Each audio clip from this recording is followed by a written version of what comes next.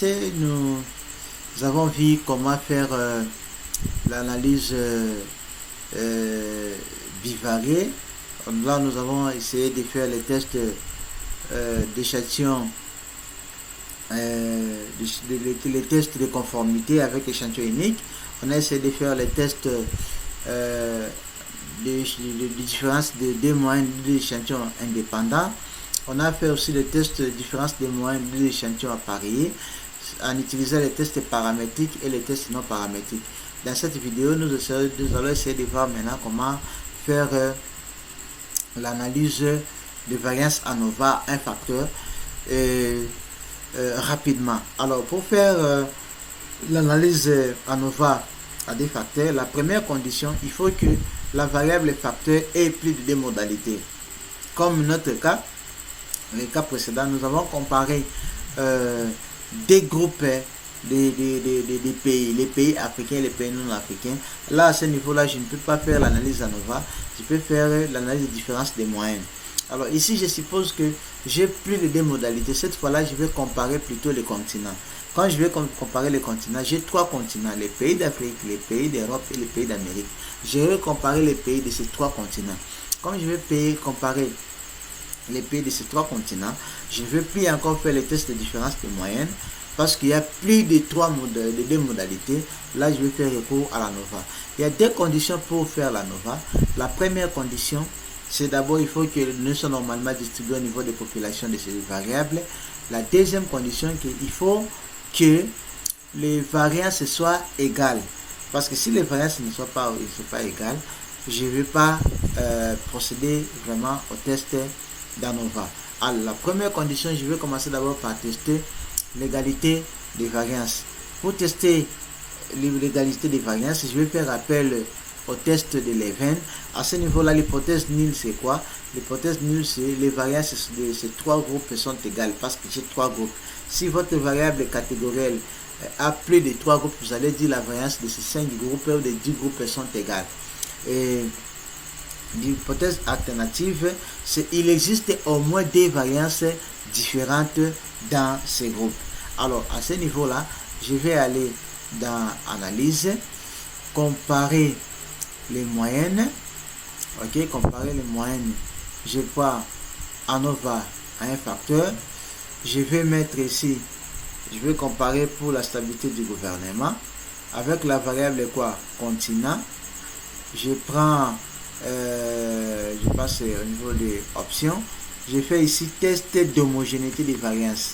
Seulement ça. Test d'homogénéité des variances. Je n'ai pas besoin d'autre chose d'abord maintenant. Je clique au niveau de poursuivre. Je clique ici coller. Alors, je vais rapidement dans mes quoi là-bas.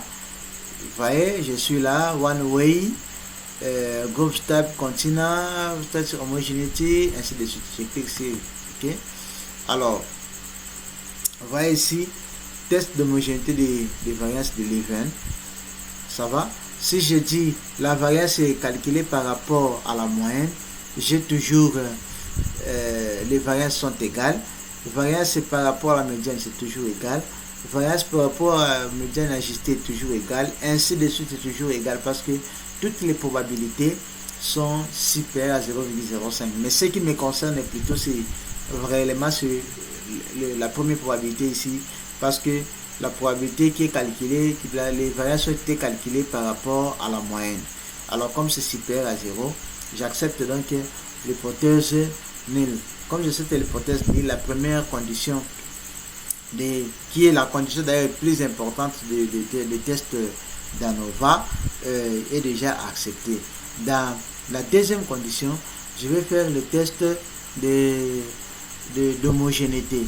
Le test d'homogénéité, comme on avait fait, je vais aller toujours dans Analyse. Je vais prendre statistique descriptive explorer. Je mets stabilité du gouvernement. Cette fois-là, j'enlève ceci. Je mets plutôt continent. En mettant continent là-bas, je clique sur OK. Alors, je clique sur OK directement. Alors, en cliquant sur OK, test de normalité. Alors, pour les trois groupes, si je me base à la statistique de Wilk, parce que les terres d'échantillon sont maintenant 37, 19 ou 12, sont des terres d'échantillon assez faibles. À ce niveau-là, je vais voir que toutes ces probabilités sont supérieures à 0,05. À ce niveau-là, je vais dire que les données sont normalement distribuées dans les populations de ces trois catégories. Dans les populations des pays d'Afrique, dans les populations des pays d'Europe, dans les populations des pays d'Amérique. Vous allez comprendre que les pays d'Afrique sont au-delà des 37, mais moi j'ai pris 37 pays, ce qui veut dire au niveau de l'ensemble des pays d'Afrique, la stabilité du gouvernement est normalement distribuée. Au niveau de l'ensemble des pays d'Europe, parce que j'ai retenu que 19 ici, sont normalement distribués, ainsi de suite. Alors comme les deux conditions sont réunies, les tests que je dois faire ici, c'est les tests ANOVA à un facteur. C'est test ANOVA à un facteur. Alors, quand je fais les tests ANOVA d'un facteur, à ce niveau-là, je vais faire quoi? Je vais faire les tests paramétriques. Alors, comme d'habitude, je vais faire un test paramétrique qui est reconnu. Je vais faire aussi un test non paramétrique pour comparer seulement. Alors, pour faire un test non paramétrique, je vais encore reprendre analyse. Je peux comparer les moyennes. ANOVA à un facteur. Je mets stabilité de gouvernement là-bas. Et puis, continent de l'autre côté. Je vais choisir ici, au niveau de quoi j'avais pris test d'homogénéité. Je n'en ai plus encore besoin. Je fais poursuivre. Je vais plutôt ici, au niveau des post-hoc.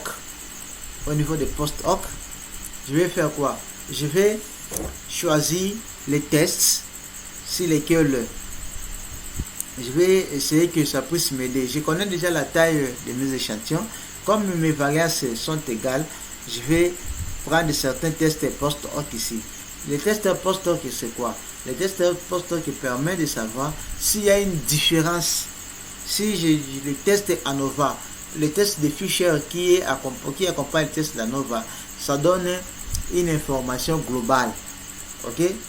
Ça dira seulement qu'il y a une différence de moyenne entre les trois groupes. Ça ne dira pas que la différence là vient d'où. Alors pour que je sache la source de cette différence, je vais choisir une des tests ici. Alors comment je vais prendre des tests? Si je sais que mes trois groupes ont les tailles d'échantillons identiques, par exemple 20 observations, 20 observations, 20 observations, je vais prendre des chiffres. Mais si je sais que les tailles d'observation c'est différent, je vais prendre plutôt TKI. Alors c'est comme ça que moi ici je vais choisir plutôt TKI. S'il arrivait que les variances étaient inégales, ok, les variances étaient inégales, mais les données étaient normalement distribuées, je n'allais pas faire l'interprétation de la NOVA, des tests de Fisher, mais j'allais plutôt prendre ici les tests de Tamané ici. C'est ça que j'allais prendre. Mais comme nos variances sont égales, alors à ce niveau, je vais prendre plutôt TKI parce que je sais de la taille de mes échantillons. Il y a 12, 17 et je ne sais pas, 37 qui sont totalement différentes. À ce niveau-là, je vais cliquer sur poursuivre et après ça, je viens coller et je viens de l'autre côté, j'exécute. Voilà, j'exécute. Alors, en exécutant, je suis au niveau des tests ANOVA. Comme je suis au niveau des tests ANOVA ici, déjà les tests ANOVA, les statistiques de Fisher, la probabilité associée est de supérieure à 0,05. Comme la probabilité associée est supérieure à 0,05, à ce niveau, je ne peux plus encore, je m'excuse, je ne peux plus, j'accepte l'hypothèse NIR pour dire que là, les pays de ces trois continents ont eu des scores qui ne sont pas différents. Les scores sont égaux. Ok? Alors, à ce niveau-là, je ne vais plus même aller chercher les post-hoc.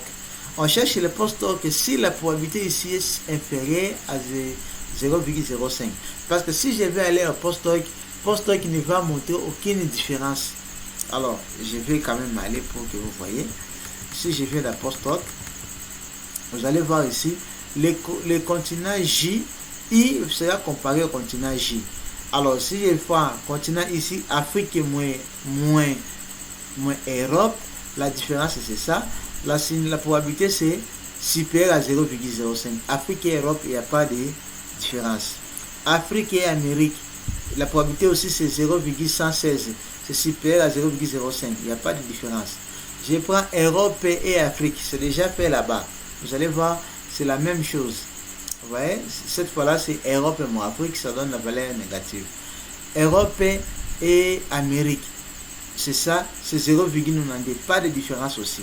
Directement à ce niveau, je ne pouvais même pas faire ces comparaisons multiples multipliées uniquement parce que j'ai déjà vu ici que mon ANOVA m'a permis d'accepter l'hypothèse nulle d'égalité des moyennes dans les trois pays, dans les trois continents. Alors ça c'est l'ANOVA. Nous allons maintenant aller faire quoi? Le test non paramétrique. Je vais aller dans analyse, tout simplement pas non paramétrique. Je prends échantillon indépendant. Au niveau des champs, ok, au niveau des champs, je vais mettre gouvernement. Ici, j'allais comparer. Je mets plutôt quoi? Continent. Ok. Je vais au niveau des paramètres. Cette fois-là, ça ne sera pas le test de Whitney. Je vais prendre plutôt Criscal. Criscal ANOVA à un facteur à cas échantillon. Ok. Comparaison multiple. Tout par paire. Ok. Je demande que ça me fasse la comparaison multiple des AD. Ok. Alors ici, directement, je vais cliquer sur coller. Je clique sur coller. Je pars de l'autre côté. Je viens exécuter ça sur le côté. Voilà, test non paramétrique. Alors, j'exécute. Alors, les résultats sont quoi? On me dit garder l'hypothèse nulle. L'hypothèse nulle, c'était quoi? L'hypothèse nulle que la distribution de stabilité du gouvernement est la même sur les catégories des continents. C'est ça l'hypothèse nulle. Alors, les tests que j'ai utilisés, c'est le test de Criscal Wallis. Ok? Et on me dit garder l'hypothèse nulle. Alors, ici, la comparaison multiple est faite là-bas. Ok, cette comparaison multiple est faite ici. Ça, ce sont les nombres de pays qui sont entrés. Et ici, c'est le test de comparaison multiple que je vois ici. La différence n'est pas aussi significative. Et à ce niveau, directement, je dis que l'hypothèse nulle, je n'avais pas besoin d'aller même prendre les comparaisons multiples déjà parce que la décision, on avait gardé l'hypothèse nulle. Voilà, nous sommes à la fin de cette vidéo. Je dédie spécialement cette vidéo aux chercheurs Linfo Moukoko Blaise. Nous nous retrouvons à la prochaine vidéo. Ciao.